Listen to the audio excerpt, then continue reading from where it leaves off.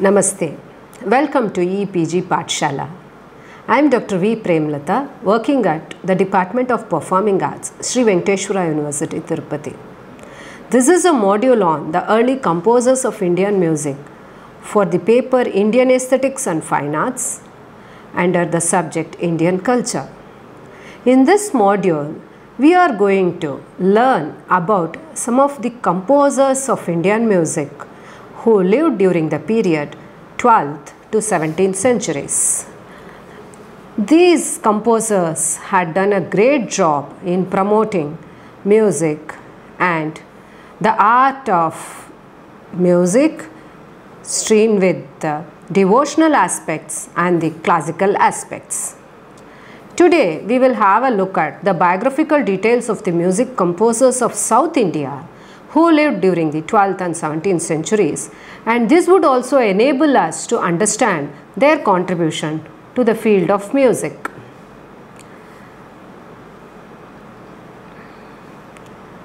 The outstanding compositions of great composers are noteworthy, and through their compositions, many composers have been a pathfinder, and this has been very useful for many later composers to enhance the tradition of art music, devotional music and other streams.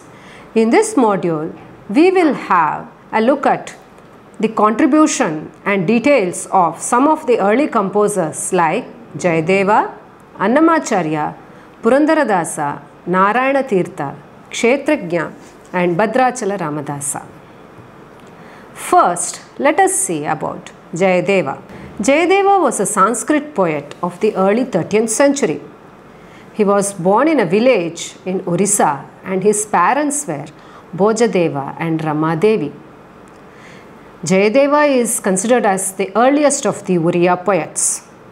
His name stands parallel to, and once we think of Jayadeva, we only get an idea of Gita Govinda. So he is associated with the name Gita Govinda. Why? He has composed Gita Govinda, the earliest of the music compositions which we now think of today. Jayadeva was one of the gems who adorned the court of King Lakshmana Sena of the Navadvipa dynasty in Bengal. He married Padmavati, a dancer primarily, and he was an ardent devotee of Lord Purushottama. Gita Govinda is a Sringara Mahakavya. It is called as a Mahakavya. It has got 12 sargas and it consists of 24 songs. The songs in Gita Govinda are set to 8 stanzas or 8 sections, and hence we call them Ashtapadi. Ashta meaning 8. And basically the Gita Govinda songs, the Ashtapadi songs, belong to the realm of sacred music, but nowadays they are being sung in art music concerts, both vocal or instrumental music and also dance. Ashtapadi hymns are the earliest examples of regular music compositions. That is, the sections like a pallavi or a main starting point, and then you have a few sections or stanzas, and most of the stanzas, mostly in all cases, they are sung to a same melodic theme. There are parallel compositions of these structures, but the art of singing a stanza and coming back to the first line, the refrain, this concept has been imbibed from the earlier musical forms too. Each Ashtapadi song is being set to a specific raga and tala. The main concept of the Gita Govinda songs or the Ashtapadi songs, as I told you in the earlier, that they are based on the Sringara Rasa. The Radha, Krishna and Sakhi, these are the 3 main characters, and this actually denotes the Nayaki or the Jivatma, longing for the Nayaka or the Paramatma, and getting the help of Sakhi, the friend or the preceptor, and the friend leads the devotee on the path of mukti, and thus one leads to liberation, salvation. These are the prominent characters in general in Ashtapadi.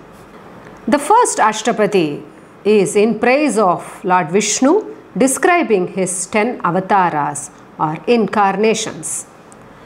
It begins with the words Pralayapayodi Jale Dritavanasi Vedam. And this is a song in which all the 10 avatars are being described. You can look here, the Meena Sharira, Kurma Sharira, thus goes each stanza. Let us now listen to this, a clipping of this song. Pralayapayodi Jale Keshava Dhitavanasi Vedam Keshava Pralayapayodi Jale Keshava Dhitavanasi Vedam Keshava. Another notable feature of the Ashtapadi songs that they carry a different story plots, and there is a miracle behind when the Ashtapadi was composed.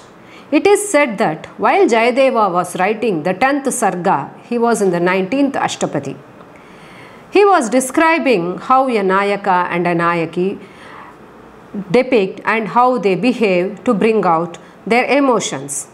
And at that time he found that what came to his mind that he wrote in a paper, in his palm leaf or a document, he found that he was doing some disrespect to Lord Krishna.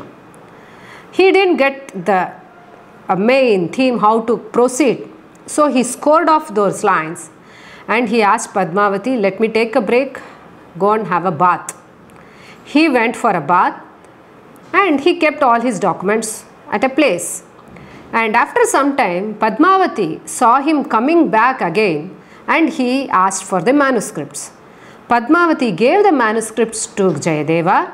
Okay, sir, please write. Jayadeva again rewrote everything and kept it as it is, again went back for bath. But what happened was, after a while, Jayadeva again came back. He said that, what is this? I have come here. He said, just now you came and wrote these lines. You asked me to bring the manuscripts and you rewrote something. No, I didn't come. Then what happened? He went and saw the manuscripts.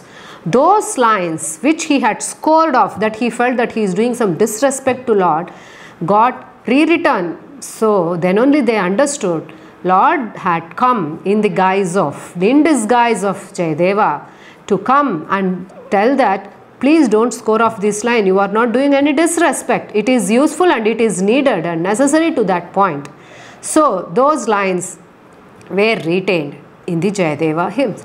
But then Jayadeva understood, in my absence, Lord had appeared in front of Padmavati, his wife, in disguise of Jayadeva, and Padmavati was fortunate enough to have the darshan of Lord, which Jayadeva could not have.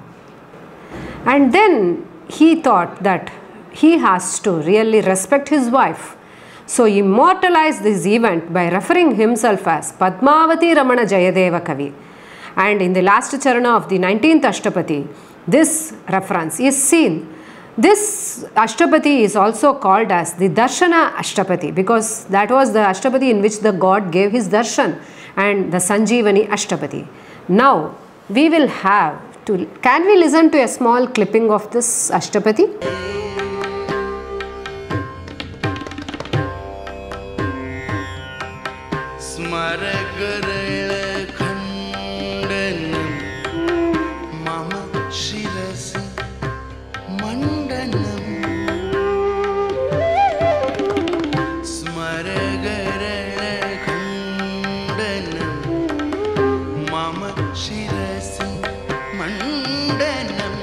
The next composer that we are going to study today is Annamacharya. Talapakam Annamacharya is a great saint poet of Andhra Pradesh. He was born in the year 1408 in Talapakam. It's a village in Kadapa district of Andhra Pradesh. He was a very prominent and significant composer of the medieval period. His parents were Narayana Suri and Lakshmi. It is said that at the age of 16 he left home and went to the Tirumala hills. He had the darshan of goddess Alamelumanga on the way, and she offered him the divine prasada. Those days people used to trek the mountain, not as of today, as we use all vehicles. So Annamacharya, he climbed up the hills and he went there and had the darshan of Lord Venkateshwara. From then on, he started composing numerous compositions on various aspects at Tirumala relating to the rituals, and then his main composition is also regarded as the Shatakam, the Venkatesha Shatakam. This consists of 100 shlokas in praise of Lord Venkateshwara. It is believed that Annamacharya had composed 20,000 compositions. They are mainly Sringara based, so they are called as the Sringara Sankirtanalu. All his compositions were later preserved in the form of copper plates, which are also available now at the Tirumala hills. In the Tirupati temple, he was given the in charge of conducting the Kalyanotsavam of the Lord. Kalyanotsavam is a ritual which is performed in the temple, which signifies the divine wedding of Lord Venkateshwara with Padmavati. So when he is conducting the Kalyanotsava, it was regarded that he became the father-in-law of Lord himself. The scholars of Vijayanagara, they consider Annamacharya as the incarnation of Tumburu and Narada. In his compositions, he has given the references to the norms and regulations how each and every ritual has to be performed. Besides, many of the compositions of Annamacharya are highly philosophical in nature. Once, King Chaluva Narasimha jailed him because he asked Annamacharya to sing a few songs in praise of him. But Annamaya never ever thought of singing in praise of kings or human beings. So all his contribution and all his life was dedicated only to the singing of songs to the Lord. Looking at it, the king had put him in prison and he had to suffer a lot. Annamaya, while in prison, he sang a song, Akati Velala. It was in Mukari Raga, and this song moved the king too much. And just he was released from jail, the king understood that never ever I should trouble Annamaya. All his songs should be dedicated to the Lord. When we look at the Annamacharya compositions, we observe that most of them are in pure Telugu language. Of course, there are some songs in Sanskrita also. These songs are enjoyable and understood by all sorts of people. Being a Telugu poet, his kirtanas outpoured his love and devotion to the Lord. Let us now see an example of a composition of Annamacharya which evokes high philosophical ideas and the sociological conditions of that period. Brahmamukate Parabrahmamukate Kanduvaku Heenadikamu Lindulevu Andariki Srihare Antaratma. He says there are no differences at all, as such as the low or the high, while it comes to the creations of God. So everyone is equal and all are equal, and the Supreme Lord dwells in each and every living being. Shall we now listen to a clipping of this song? Kanduvagu heenadikamu lindulevu Andariki Srihare Antaratma. Kanduvagu heenadikamu lindulevu Andariki Srihare Antaratma. ఇందులో జంతుకులమింతా ఒకటే అందరికి శ్రీహరే అంతరాత్మ. ఇందులో జంతుకులమింతా ఒకటే అందరికి శ్రీహరే అంతరాత్మ. హరే అంతరాత్మ శ్రీహరే అంతరాత్మ. There is another example of an Annamacharya composition in which he speaks of the real truth behind the life that we lead in this world. This is a song which starts with Nanati Batuku Natakamu. There he says, పుట్టుటయు నిజము పోవుటయు నిజము నట్ట నడిమి పని నాటకము. So he says there, the birth and death are real in this world. No one can escape. Once somebody is born, he has to die. But what happens between the birth and the death? The work that is done between these two in this world is a real drama. And every one of us are different characters in a drama. We take a stage, we do our character, our part, and just we go out. The entry and exit is controlled by the God. So we are able to see the whole world in front of us. But what happens beyond is not known to us. And that is called liberation or salvation. This high level of philosophical thinking has come out in many of his compositions. Some of the compositions, as we were discussing, which give references to the rituals of Tirupati are like the Tiruvidula Tirige Devadevudu, Ksheerabdi Kanyakagu, and many so on. Annamaya is also a specialist in singing some folk tunes. These were all the tunes or the songs which were being played and sung and even danced during the devotional and other activities of the temples. One such is the Gobillu song, where the young girls dance coming in a round in a circle clapping their hands. Kolani Dupariki Gobillu is one such song which is sung for a specific kind of a dance called this Gobillu, and this song has been a very, very important item in many of the Brahmotsava or any kind of rituals and utsavas that are being conducted in Tirumala even today. Shall we have a look at a small clipping of this song? కొలనిదో పరికి గొబ్బిళ్ళో ఎదుకుల స్వామికి ని గొబ్బిళ్ళో కొలనిదో పరికి గొబ్బిళ్ళో ఎదుకుల స్వామికి ని గొబ్బిళ్ళో కొలనిదో పరికి గొబ్బిళ్ళో ఎదుకుల స్వామికి ని గొబ్బిళ్ళో ఎదుకుల స్వామికి ని గొబ్బిళ్ళో ఎదుకుల స్వామికి ని గొబ్బిళ్ళో.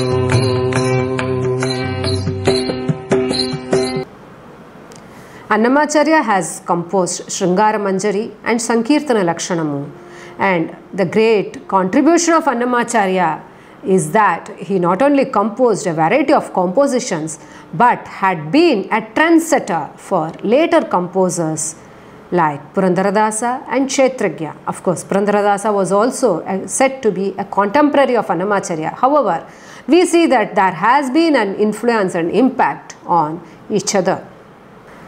Purandaradasa is the next composer about whom we are going to learn now. He was the only son of a wealthy merchant called Varadappa Nayaka and Kamalamba. He belonged to Karnataka. As a very, very affluent circumstances, the child was brought up with great care, affection, and he was given all kinds of comforts in life. In his 16th year, he was married to Saraswati Bai. His father died, and he, being a merchant, the son Purandaradasa, also took up the profession. He soon became wealthier. With the increase in his fortune, he became a miser. There happened a miraculous incident in the life of Purandaradasa which converted a great businessman, a wealthy merchant, into a great devotee. It is said that once an age-old Brahman came and approached Purandaradasa for some financial help to conduct his son's Upanayana. He said, "No, I don't have it. Come tomorrow." The old man came again tomorrow. The same thing happened for many days. At last, the old man thought, there is no use of approaching Purandaradasa. Let me go and ask his wife. She is a very kind, generous lady. So he went to Purandaradasa's wife at home and asked her, saying the same reason, "Your husband has not been responding for many days. I have been approaching him. Can you please help me to conduct my son's Upanayana?" She didn't have anything with her to give, but still she was also scared of doing a job or work without intimating her husband. So she said, what to do? Okay, anyway, she tried to remove her nose stud, and that she gave it to, it was a diamond nose stud, which she gave it to the Brahman and said, please take this and see how you can perform your Upanayana. Somehow that's what I can do. The old Brahman brought that nose stud and he gave it to Purandaradasa, saying that this I have got somewhere. Can you please exchange this and give me some money? Purandaradasa understood, oh, this nose stud is my wife's. How come this Brahman brought it? Probably he has stolen it from her. Okay, let me go and check up with my wife. He immediately came home and asked his wife, where is your nose stud? She got frightened. She didn't expect this. So she could not face her husband. So she went inside the kitchen and she thought that she would have to end her life with some poison to mix in milk. She thought she mixed some poison in the milk and thought of drinking it. When she was stirring the glass of milk, some kind of a sound emanated from there, and she just found out what is that? A sound which is something obstructing in the milk. She got a nose stud similar to hers inside the milk. So the poison which she had mixed had converted itself into a nose stud, probably because there was no poison there, only the nose stud. She came and showed it to her husband. He saw both were same, but how come this miracle is happening? Then where is that old fellow? He is responsible for this. I will go and search. But he was not found anywhere. Then he realized, okay, there is God. This is divine. I have been, because of one nose stud, so many things have happened. So hereafter, I will relinquish everything. I will only sing the greatness of Lord. From then on, he started composing devotional songs, and they were popularly called as Devarnamas. This is the story behind how Purandaradasa became a great devotee. But the gift to the art music and the Carnatic music world is that Purandaradasa is regarded as the Karnataka Sangita Pitamaha. It is said that he had formalized how to sing the basic exercises, the Alankaras, the Suladi Saptatala Alankaras, the Gitas, the famous or the Pillari Gitas, which starts with Shri Gananatha Sindhura Varna. This is a popular Gita which any student of music learns in the beginning. So it is said that Purandaradasa has composed such songs also. Later, Purandaradasa started on an extensive pilgrimage. He travelled to many places, and at the age of 40, he had a formal initiation from the great Madhva Guru Vyasaraya. His compositions are very simple, and they were performed in religious discourses and bhajans. And many people attended to such concerts, to such performances. He and his wife became devotees of Krishna, and they all went together to many places on yatra, and they propagated bhakti and devotion to all. It is said that Lord gave darshana to the couple many a times. Pundarika Vitala, that's way they call, and the Panduranga Vitala, Pundarika Vitala, that's the way he, not only the places in Karnataka, but even the other places, they have been traveling and singing the praise of Lord. It is said that he had composed around 4,75,000 songs, and most of which are in Kannada language.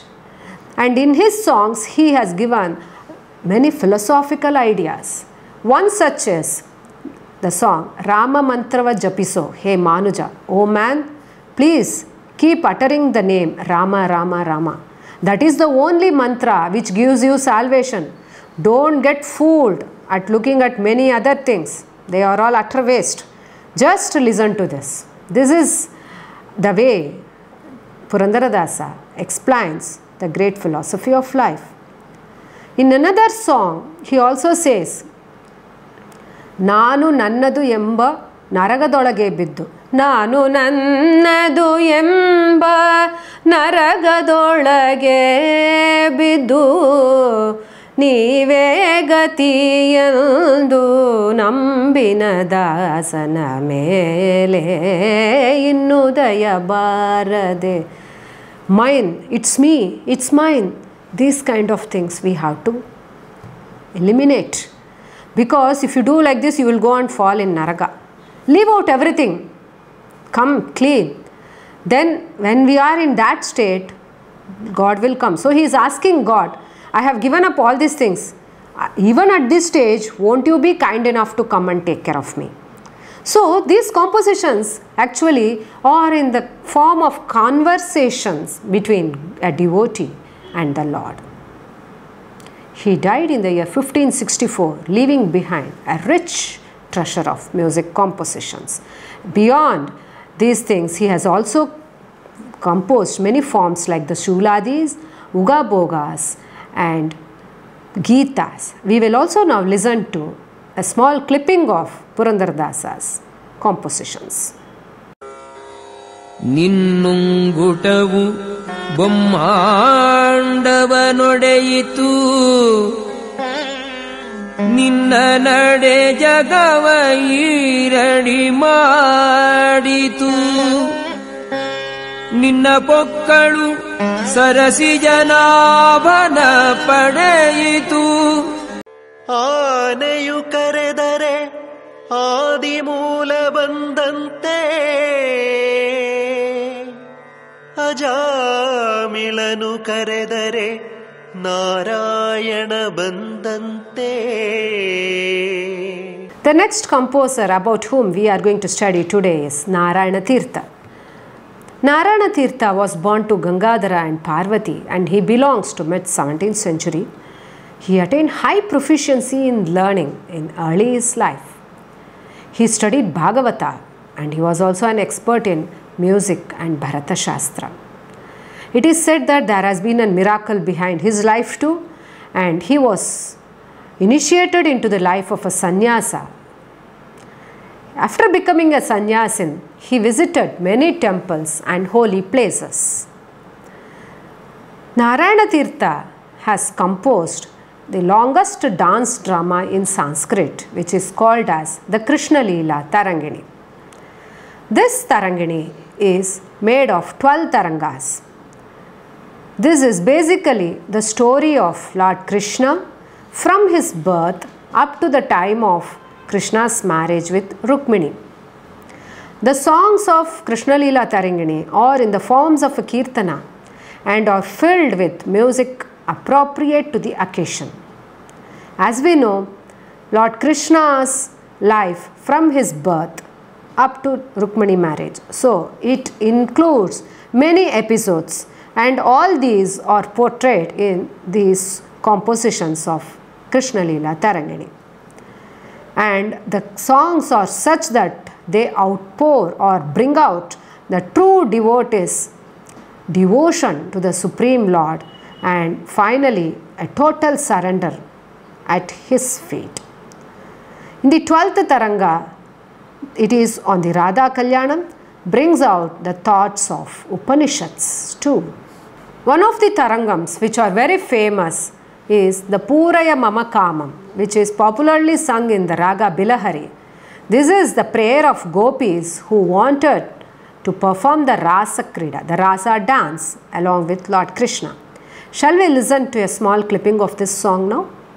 Matsya Kurmadidasha Mahidavadara Madanugrahadava Madana Gopala. Like this, we have many songs which have been composed portraying different episodes of Krishna Charitra. For example, Madhava Mamava Deva, it's a song in the Raga Neelambari. It brings out that plot where the gopis plead Lord Krishna to come and play with them in Brindavana. Krishna Leela Tarangini songs are not only popular in art music concerts, but very popular and important, and has become an integral part of the Kuchipudi dance tradition. Narayana Tirtha has also composed two other works called the Parijata Apaharanam and Hari Bhakti Sundararnavam. and these songs are now sung as bhajans in many places. In the year 1745, Narayana Tirtha attained the state of Samadhi. Kshetrajna is the next composer about whom we are going to study now. He was born in a village called Muva, which is in the Krishna district of Andhra Pradesh. He was originally called Varadayya, but later, since he visited many kshetras or holy places, he came to be called as Kshetrajna. Kshetrajna name is synonymous with Padam. What is Padam? Padam generally means, literally means it is a word. In general, in music, when we come to Padam, we have seen that the Haridasa's Devarnamas were also called Dasarapada. So there is a Padam there, and here any composition which was composed and being sung became a Padam. But from the time of Kshetrajna, it was understood that Padam was a specific musical or a dance form which mainly portrayed or brought out the emotions of a Nayaka and Nayaki. So, the Sringara Rasa has become a predominant factor in the padas of Kshetrajna. Thus, Padam has now become an essential part in a dance concert. Usually, Padams are very slow in tempo. The Kshetrajna Padams are set in such a slow tempo so that when sung or rendered danced, it brings out the emotions of the devotee or the dancer in its full form. Kshetrajna is said to have composed 4,200 Padams, but only a few are available with notation, that is the music structure as of today. The mudra that he is used in his Padams is Muva Gopala. His Padams are filled with rich melodic content and subtle gamakas. Kshetrajna had visited many places and he was highly praised and honored, and it is said that wherever he visited, he had sung and composed padas in praise of the kings or the deities of the respective places. They were in different ragas and different talas, and there were some padas which were composed as a set, like 5 padams honoring Vijayaraghava Nayaka of Tanjore. This is the well-known Vijayaraghava Pancharatnam. And the frequently sung padas are Ninnu Juda in Pantuvarali, Manini Vinave in Shankarabharanam, and so on. In this module, the final composer about whom we are going to study is Bhadrachala Ramadasa. Ramadasa was a Telugu Brahmana belonging to the Kancherla family. He was born in a village called Nelakondapalli, which is near Hyderabad, in the year 1620. His parents were Linganna and Kamamba. He attained proficiency in Sanskrit and Telugu, and he was highly devoted to Sri Rama from his childhood. Early in his life, Ramadasa lost his parents. Then his maternal uncles took care of him. Thus, with their help, he was appointed as the Tahsildar of Bhadrachalam Taluk of today. So, during his stay at Bhadrachalam, he had the fortune and an opportunity to visit the Rama temple very frequently. Thus, already he was a Rama Bhakta, and visiting the temple made him his devotion to Lord Rama multifold, and he started composing songs on Rama. There is also a story connected to his stay at Bhadrachalam. He was in charge for the revenue department when he was working in Bhadrachalam. What he did was, he started renovating the temple of Sri Rama, and whatever the money which was remitted to the treasury was used for this renovation work without proper sanction. It was all because of his total devotion to the Lord. He just went off the way to complete the job. The misuse of the funds led to the imprisonment of Ramadasa. Thus, Ramadasa was put into jail for 12 years. This incident, we can see a reference made in the song Sita Ramaswamy Ne Chesina. While in prison, Ramadasa has composed many beautiful compositions. Though they are highly valuable as devotional pieces, they contain good philosophical thoughts.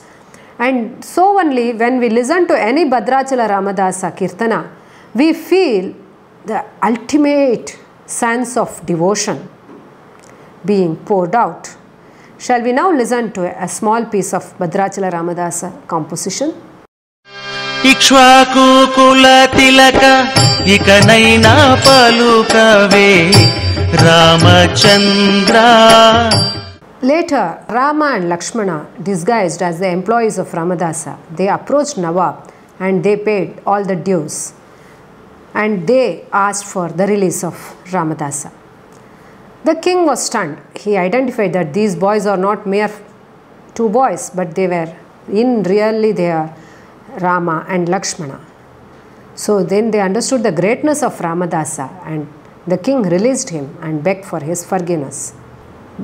Later, Ramadasa was appointed as the Tahsildar again.